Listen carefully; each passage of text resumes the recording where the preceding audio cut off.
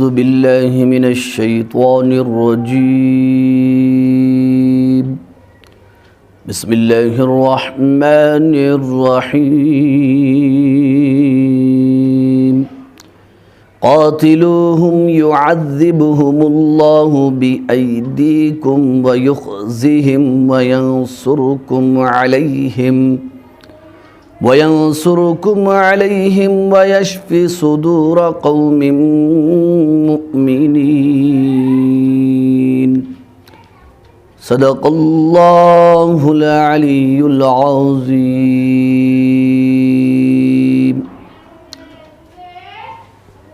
بزرگان محترم اور برادران عزیز، الحمدللہ ثم الحمدللہ. ابھی آپ حضرات کے سامنے 10ویں پارے کی سورہ توبہ کی آیت نمبر 14 تلاوت کرنے کی سعادت عظمیٰ حاصل کی گئی ہے. سورہ توبہ کی یہ آیت کریمہ آیت نمبر 14 ان 26 یا 24 آیات میں سے ہے جن کے خلاف دشمنان اسلام نے یہ الزام لگایا ہے کہ ان آیات سے دہشت گردی پھیل رہی ہے اور دینی مدارس کے طلباء انتہا پسند اور دہشت گرد نعوذ باللہ بنتے چلے جا رہے ہیں. بزرگان محترم اور برادران عزیز، یہ آیت کریمہ یا ان جیسی آیات اگر دشمنان اسلام ان آیات کا سیاق و سباق دیکھتے اور پس منظر دیکھتے کہ ان آیات کا نزول کن حالات میں ہوا، کن مواقع پر ہوا اور کن ظالموں اور دشمنان اسلام کے خلاف ہوا، تو شاید ان کو یہ اعتراض نہیں ہوتا اور وہ مخالفت نہیں کرتے. بہرحال جن کو مخالفت کرنا ہے، شرانگیزی کرنا ہے اور فتنہ اور فساد پھیلانا ہے، وہ پھیلاتے رہیں گے، وہ اپنی حرکتوں سے باز نہیں آئیں گے. لیکن ایک سادہ لوح انسان کو اور بالخصوص فرزندان توحید کو اور مسلمانوں کو ان آیات کا ترجمہ، مطلب اور مفہوم اور پس منظر ضرور معلوم ہونا چاہیے. کم از کم اس کا ایمان مکمل ہو اور اس کے سامنے جب اس طرح کی باتیں اور آیتیں پیش کی جائیں تو وہ ان کا دندان شکن جواب دے سکے. بزرگان محترم اور برادران عزیز، ابھی آپ نے جس آیت شریفہ کی تلاوت سماعت فرمائی اور ترجمہ بھی، اس آیت میں اللہ تبارک و تعالیٰ نے جن دشمنوں سے مسلمانوں کو قتال کرنے کا، جنگ کرنے کا حکم فرمایا ہے، یا جن دشمنوں کے خلاف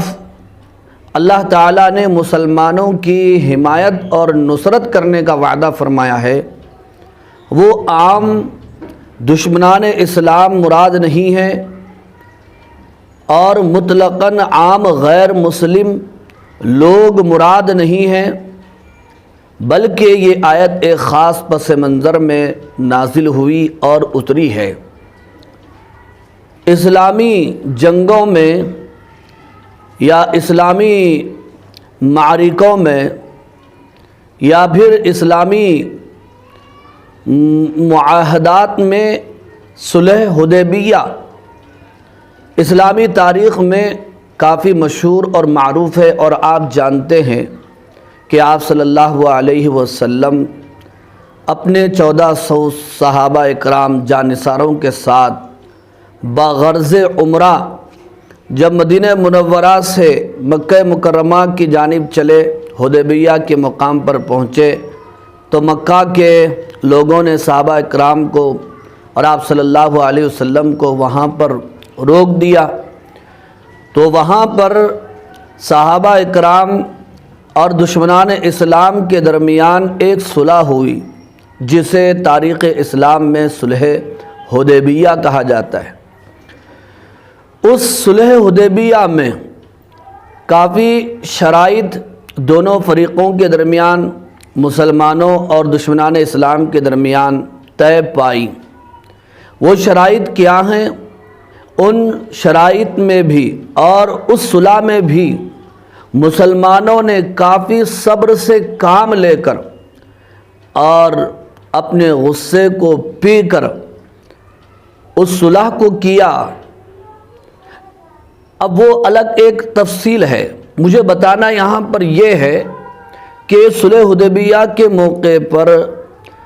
دشمنان اسلام اور مسلمانوں کے درمیان جو صلح ہوئی تھی، جن شرائط کی بنیاد پر، ان شرائط میں ایک شرط یہ بھی تھی کہ مسلمان اور دشمنان اسلام یعنی مکے والے آئندہ 10 سالوں تک آپس میں جنگ نہیں کریں گے، لڑائی نہیں کریں گے۔ اور اسی کے ساتھ ساتھ ایک شرط یہ بھی لکھی گئی تھی کہ جو گروہ، جو قبیلہ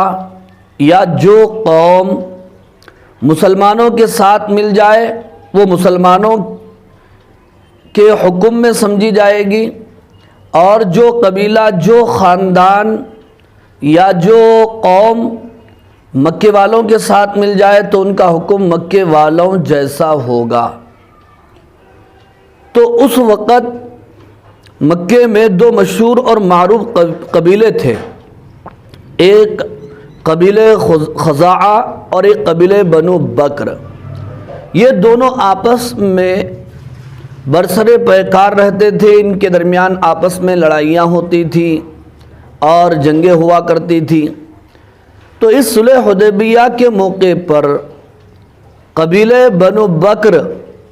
مکے والوں کا حلیف بن گیا، یعنی ان کے ساتھ ہو گیا، اور قبیلے بنو خزاعہ مسلمانوں کے ساتھ مل گیا، جس کا صاف مطلب یہ تھا کہ جس طرح مسلمانوں اور مکے والوں کے درمیان 10 سال تک جنگ بند، تو اسی طرح ان دونوں قبیلوں کے درمیان بھی 10 سال تک جنگ بند ہوگی، آپس میں لڑائی نہیں کریں گے۔ مگر اب اس بات کو آپ نوٹ کیجئے، صلح حدیبیہ ہو چکی ہے، شرائط لکھے جا چکے ہیں اور آپس میں عہد و پیمان ہو چکا ہے، اس کے باوجود قبیلے بنو بکر جو اہل مکہ کے ساتھ تھا، اہل مکہ کا حلیف تھا، اس نے مکے کی مبارک حرمت والی سرزمین پر قبیلے بنو خزاعہ پر قاتلانہ حملہ کر دیا۔ گویا کہ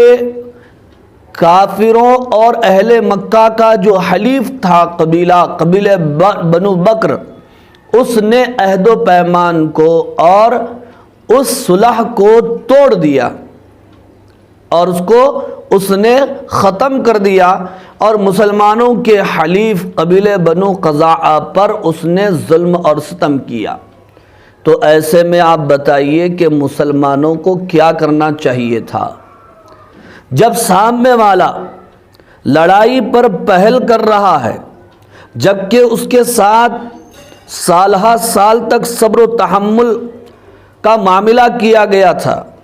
قوت برداشت سے کام لیا گیا تھا، جہاں تک ہو سکے خون ریزی سے مسلمانوں نے پہلو تہی کی تھی، لیکن اس کے باوجود انہوں نے اس صلح کو توڑ دیا۔ ظاہر بات ہے قبیلے بنو بکر نے قبیلے بنو خزاعہ پر حملہ کیا تو دشمنان اسلام کی پشت پناہی پر اور دشمنان اسلام کے اکسانے اور حمایت کرنے کی بنیاد پر ہی تو کیا ہوگا۔ جب مسلمانوں کو یہ بات معلوم ہوئی کہ اس طرح مکے کی محترم زمین پر عہد شکنی ہو گئی ہے، وعدہ توڑ دیا گیا ہے اور وعدے کی خلاف ورزی کر دی گئی، تو اس وقت سورہ توبہ کی یہ آیت نمبر 14 جس کی تلاوت ابھی آپ نے سماعت فرمائی، اللہ تعالیٰ نے نازل فرمایا، اور اللہ نے یہ حکم فرمایا کہ جنہوں نے ظلم کیا ہے، تم ان سے لڑو، ان سے قتال کرو، ان سے جنگ کرو، اللہ تمہاری مدد کرے گا، تمہاری حمایت کرے گا اور تمہاری نصرت کرے گا۔ اور فطری طور پر مسلمانوں کے دلوں کو جو تکلیف پہنچی ہے اور ٹھیس پہنچی ہے، اللہ تعالی تمہاری مدد کر کے، تم کو کامیابی عطا کر کے اور ان کو مغلوب کر کے، ان کو تباہ و برباد کر کے تمہارے دلوں کو اللہ ٹھنڈا فرمائیں گے، اس آیت کریمہ میں کہا گیا۔ اب آپ بتائیے کہ جب پہل دشمنوں کی طرف سے ہوئی، وعدے کی خلاف ورزی انہوں نے کیا، عہد کو انہوں نے توڑ دیا، تو ایسے میں قرآن کو کیا کہنا چاہیے تھا؟ کیا قرآن کو یہ کہنا چاہیے تھا، اے مسلمانوں، تمہارا جو حلیف ہے، جو تمہارے ساتھ ہوا ہے، قبیلہ خزاعہ، تم اس پر ہونے والے مظالم کو،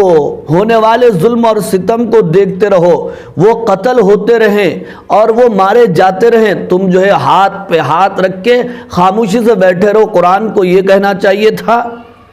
آپ بتائیے مجھے، آپ فیصلہ دیجئے مجھے، اگر قرآن ویسا کہتا تو پھر انصاف کہاں ہوتا تھا؟ دنیا میں ظلم اور ستم کیسے ختم ہو سکتا تھا؟ تو اس آیت میں عام مشرکین، عام دشمنان اسلام، عام لوگ مراد نہیں ہیں۔ اس پس منظر میں جو لوگ تھے، جو عہد شکنی کرنے والے تھے، ظلم و ستم کرنے والے تھے اور اس قبیلہ قزاعہ کے لوگوں کو قتل کرنے والے تھے، ان کے خلاف یہ آیت کریمہ نازل ہوئی ہے۔ آیت کریمہ کا ترجمہ سماعت فرمائیے، قاتلوہم یعذبہم اللہ، اے مسلمانوں تم ان سے قتال کرو، یعنی وہی جنہوں نے عہد شکنی کی ہے، صلح کو توڑ دیا ہے اور مسلمانوں کے حلیف پر قاتلانہ حملہ کیا ہے، یعذبہم اللہ بایدیکم، اللہ تعالیٰ ان کو سزا دے گا تمہارے ہاتھوں سے، ویخزہم، اور ان کو ذلیل کرے گا، رسوا کرے گا، وینصرکم علیہم، اور تمہاری مدد کرے گا ان کے خلاف، ان ظالموں کے خلاف تمہاری مدد کرے گا، ویشفی صدور قوم مومنین، اور اللہ تعالیٰ مومن قوم کے سینوں کو، دلوں کو ٹھنڈا کرے گا۔ تو فطری طور پر جو تکلیف پہنچی ہے، اللہ تعالیٰ اس طرح تمہاری حمایت کر کے، تمہارے ہاتھوں سے ان کو سزا دلوا کے، تمہارے دلوں کو اللہ تعالیٰ